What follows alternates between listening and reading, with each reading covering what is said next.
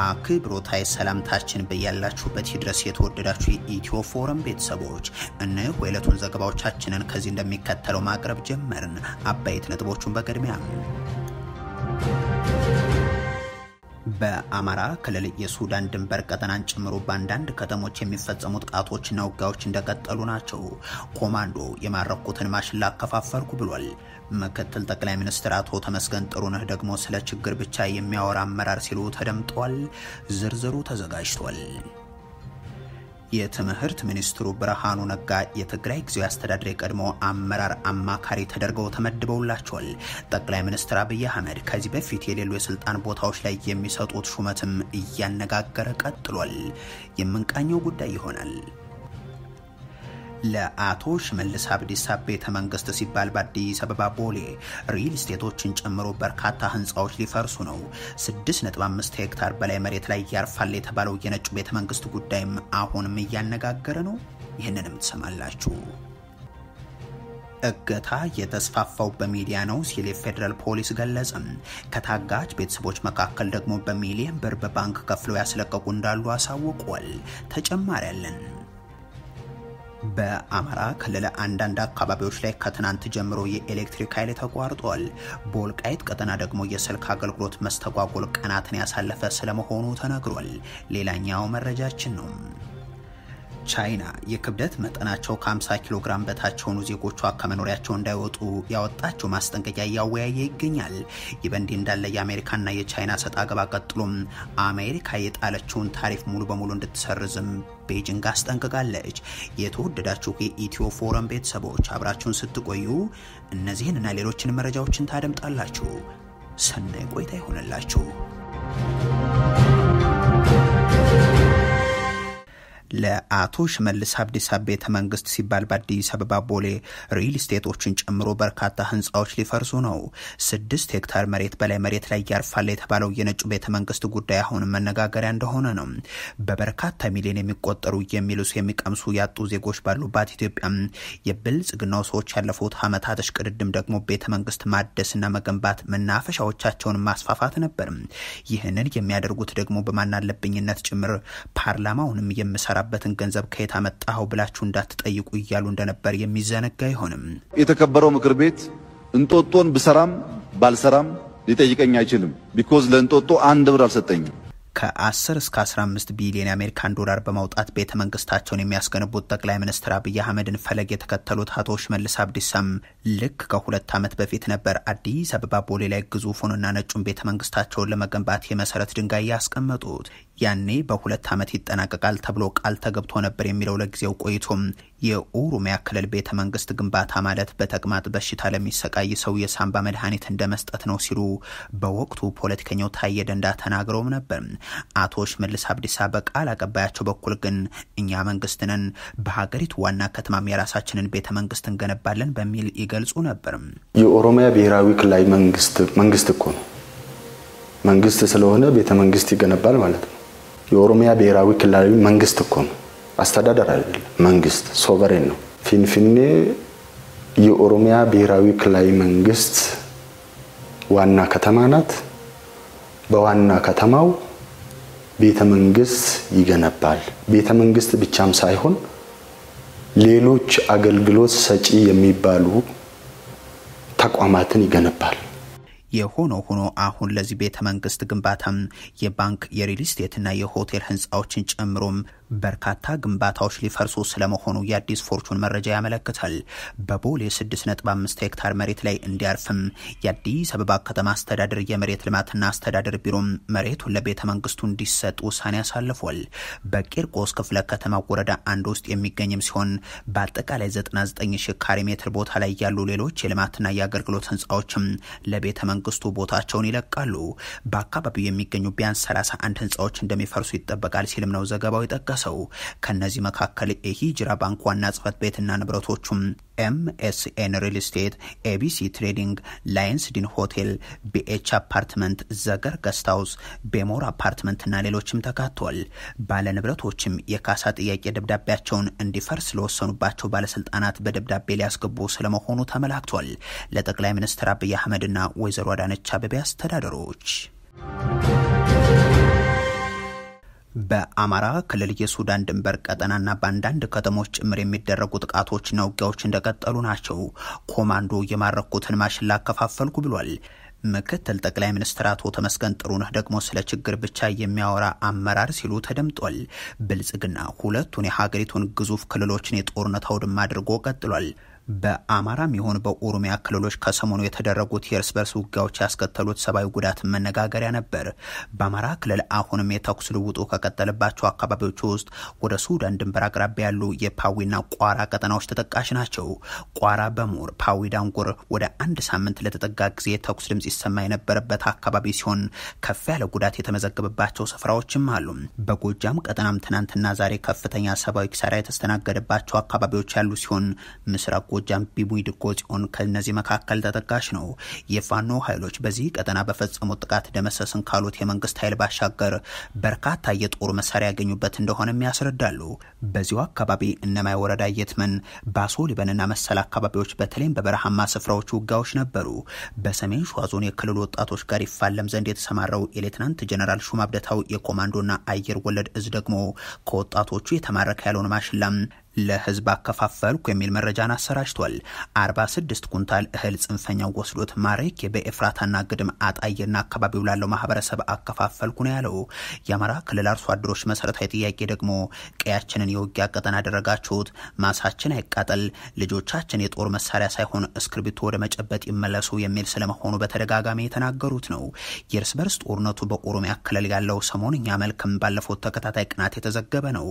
በእርግጥ የብልጽግናው ያለፈው 6 ዓመታት የሞት የጦርነት የልቂት ድህነት ስለመሆናቸው ማስረጃ ማጣቀስ እምብዛም የሚያሻ አይሆንም። በሀገሪቱ የእርዳታ ፈላጊዎች፣ የተፈናቃዮች፣ ከትምህርት የቀሩ ዜጎች፣ የታገቱ፣ የተገደሉ፣ የተሳደዱ ወደ ድህነት አረንቋ የወረዱ ዜጎች አሃዝ ባለም አቀፍ ተቋማት መዝገብ ቀርቶም በራሱ በብልጽግናው መዝገብም በበርካታ አጥፎች ጨምሮ የሚታይ ነው። የብልጽግናው አውሮፕላን ተሳፋሪዎች ደግሞ ሌላ ግምገማ አላቸው። ለውጥና ብልጽግናው ስኬት ላይ ነው፣ ባለስልጣናት ሳይቀር ችግር አውሪ፣ የሌሎች ተልዕኮ አስፈጻሚ ሆኑብን እንጂ ይላሉ። አቶ ተመስገን ጥሩነህ የሚያቀርቡ ስሞታም ይሄው ነው። ሪፎርሙ በተሳካ መልኩ እየሄደ ነው። የለውጡ መንግስት በተሳካ መልኩ እየሄደ ነው። ይሄ ማንም ሰው ዲናይ ማድረግ የለበትም። ችግር ብቻ የሚያወራ አስተሳሰብ አለ። ሁሉንም ነገር በችግርና በዜሮ ማባዛት ይሄ የሌሎች አካላት ተልዕኮ ነው። እዚያ ውስጥ ገብቶ ሶሻል ሚዲያ ውስጥ ውሎ በጥቂት ኃላፊዎች በጥቂት ታታሪዎች ብቻ ተቋማችን እየተንቀሳቀሰ ያሉ አካባቢዎች አሉ። በርግጥ የብልጽግናው አውሮፕላን ትኬትን እየቆረጥ ነው ለሚሉት እንዳቶ ተመስገን ላሉ ሹማምንት ስለ ችግር የሚወራው ችግር ስላለ ነው ብሎ መግለጽ ለውጥ አደናቃፊ ከፍ ካለም ባንዳ የሚል ታርጋ ይሰጡ ዘንድ ምክንያት ሊሆናቸው ይችላል። የትምህርት ሚኒስትሩ ብርሃኑ ነጋ ከትግራይ ክልል ወደ አዲስ አበባ ያመሩ አማካሪ ተመድበውላቸዋል። ጠቅላይ ሚኒስትር አብይ አህመድ ከዚህ በፊት የሌሉ የስልጣን ቦታዎች ላይ የሚሰጡት ሹመትም እያነጋገረ ቀጥሏል። የትግራይ የውስጥ የፖለቲካ ሽኩቻ የገፋቸው ሰዎች በብልጽግናው መንግስት እየተሰጣቸው ያለው ሹመት የክልሉን የፌዴራል ውክልናን የመመለስ ሂደት አካል አድርገው የሚመለከቱት አሉ። እንዲያም ሆኖ ለቀድሞ ታጣቂዎቻቸው የብልጽግናው መሪ እየሰጧቸው ያሉ የሹመት አይነቶች በጠቅላይ ሚኒስትር አብይ አህመድ ሆነ ተብለው የተፈጠሩና የማሸማቀቅ ዓላማ ያላቸው ናቸው የሚሉ ግን ጥቂት አይደሉም። በጦርነቱ ወቅት የብልጽግናው ፕሬዝዳንት ከትምህርት ደረጃቸውና ፖለቲካዊ አቅማቸው ጋር እያያዙ ሲገልጻቸው የነበሩት አቶ ጌታቸው ረዳን አማካሪ ነህ በሚል አዲስ ዘርፍ ፈጥረው መሾማቸው አነጋጋሪ ሆኖ ሰንብቶ ነበር። አሁን ደግሞ የአቶ ጌታቸው ረዳ አስተዳደር ባለስልጣን የነበሩ ከቀድሞው ያስተዳድሩ ፕሬዝዳንት ጋርም በበረሃ አብረው ደጋግመው የታዩ የቀድሞ የመቀሌ ዩኒቨርሲቲ ፕሬዝዳንት ፕሮፌሰር ክንደያ ገብረ ሕይወት ሌላ የአማካሪነት መደብ ተፈልጎ ተሾመዋል። ይሄኛው ሹመት ደግሞ የሻዕቢያ ጦር ትግራይ ገብቶ መግደሉን ባውንታ ይገልጹት ለነበሩት የትምህርት ሚኒስትሩ ብርሃኑ ነጋ አማካሪ ነዎት በሚል የተገለጸ ነው። አዲሱ አማካሪ ሚኒስትር ዴታ ክንደያ ገብረ ሕይወት የአቶ ጌታቸው ረዳ አስተዳደር የማህበራዊ ልማት ሴክሬታሪያት ካቢኔ ኃላፊ ሆኖ ማገልገላቸው ይታወቃል። አሁን አቶ ጌታቸው እንዲህ ይገልጿቸው ለነበሩት ብርሃኑ ነጋ ያማክራሉ ተብለዋል። ብርሃኑ ተላላኪ ነው፣ አብይ ሌላ ተላላኪ ነው። ቃል የተቀባለት ነገር አለ መሰለኝ። ያው ገራም ሆኖ እንደማንኛውም ፈረንጆቹ ሃውስ ስሌቭስ ብሏቸዋል። የቤት ውሻ እንደ ላፕ ዶግ ካንቺ ስር ማይጠፋ ማለት ነው። ስለዚህ እነሱ ብርሃኑ የሰጡትን እንትን አይደለም እንደ ቁም ነገር የምቆጥረው ብሎም ከሆነ ወይ አብይ ብሏቸዋል ማለት ነው። በርግጥ በዚህ ገለጻ ሳቢያ እንደሆነ ግልጽ ባይሆንም ብርሃኑ ነጋ አቶ ጌታቸው ረዳ የጊዜ አስተዳደሩ ፕሬዝዳንት ሆነው ሲሾሙ የተቃወሙ የአብይ አህመድ ካቢኔ አባል እንደነበሩ እሳቸውም የተናገሩት ጉዳይ ነው። አሁን ጠቅላይ ሚኒስትር አብይ አህመድ የሚሰጧቸው ሹመቶችም ማን የሳሎን ውሻ እንደሆነ አሳያለሁ ከሚል የበቀል አስተሳሰብ የመነጨ ነው የሚል አስተያየት መሰጠቱም ለዚህ ይመስላል። የሆነው ሆኖ ኢትዮጵያውያን እርስ በርስ የተጫረሱበት ጦርነት ይፋፋም ዘንድ መግለጫዎችን በፓርቲያቸው ኢዜማ በኩል እየሰጡ እሳቸውም የኤርትራ ጦር በትግራይ ገብቶ ወንጀል መፈጸምን ምክንያታዊ ሲያደርጉ ያሁኑ አማካሪያቸው ይገደሉ ዘንድም ሲቀሰቅሱ የነበሩት ብርሃኑ ነጋ ደግሞ የትምህርት ሚኒስትር ሹመታቸው በሌላኛው የሻቢያ ፍቅራቸው አልወጣልኝም በሚል በሚናገሩት የቤተ መንግስቱ ፈላስፋ በኩል የተጠየቀ ስለመሆኑ ግን የሚዘነጋ አይሆንም። ኤሪትሪያ በረሃ ላይ ብረት ይዞ ኮማንደር ነኝ ብሎ ሲያዋጋ የነበረ ሰው አምጥታ ትምህርት ሚኒስትር ስትል ትምህርት እንደወደቀ አውቀዋለሁ። እናንተ እንደፈለጋችሁ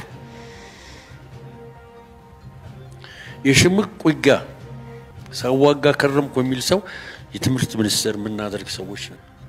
የሚገርም እኮ አገር ነው እውነት ነው። እነሆ አሁን ከበረሃ የመጣ ትምህርት ሚኒስትር አይሆንም የተባሉት ብርሃኑ ነጋ ሌላ በበረሃ አገዛዛቸውን የታገሉ ሰው ያማክሯቸው ዘንድ ተጨምሮላቸዋል።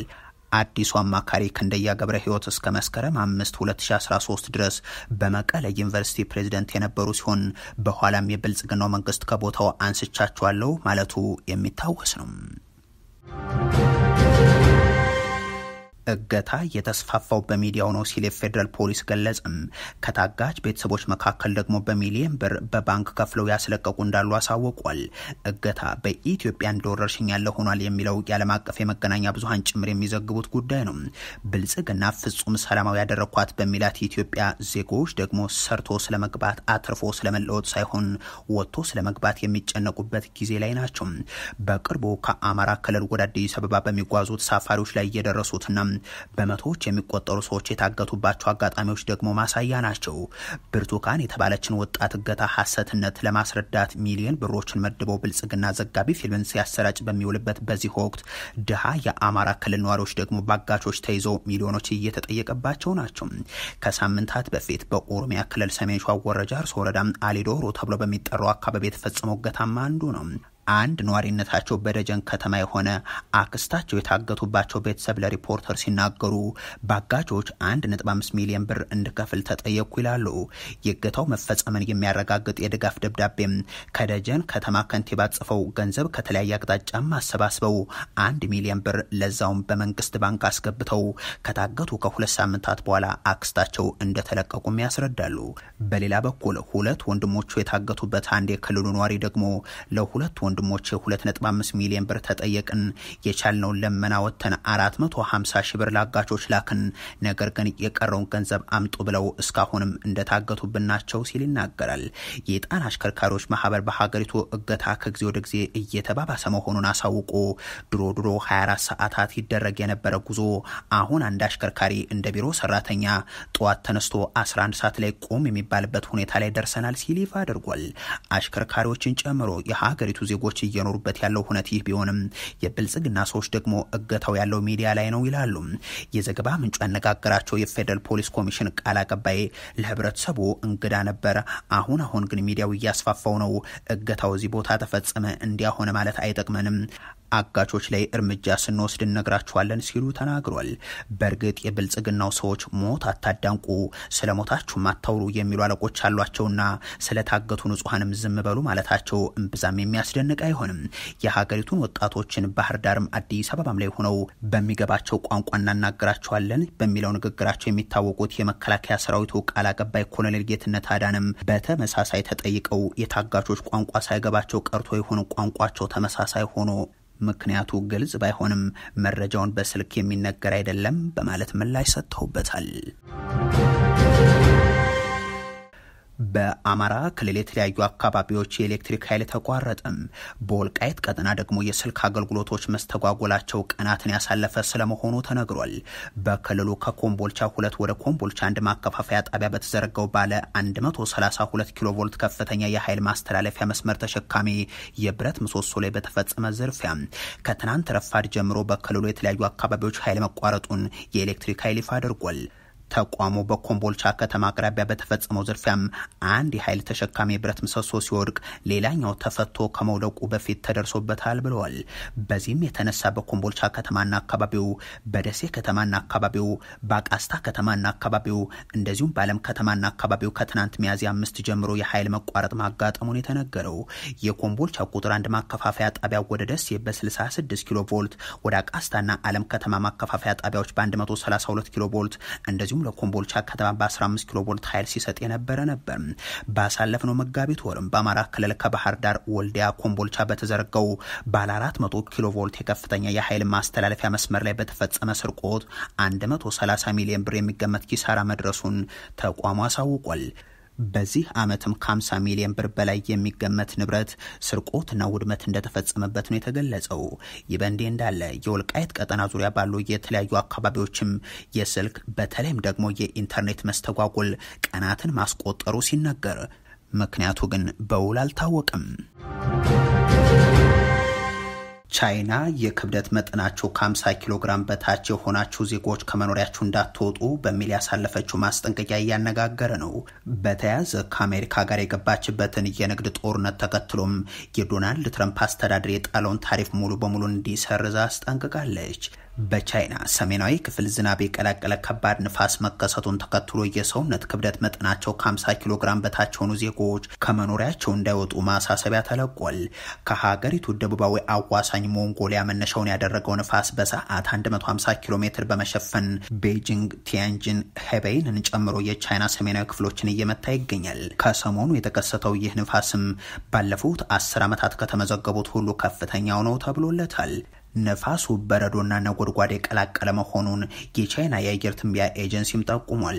በሁነቱ በሰው ሕይወት ላይ የደረሰ ጉዳት ባይኖርም በመቶዎች የሚቆጠሩ ግዙፍ ዛፎች ግን ተገንድሰው ወድቀዋል።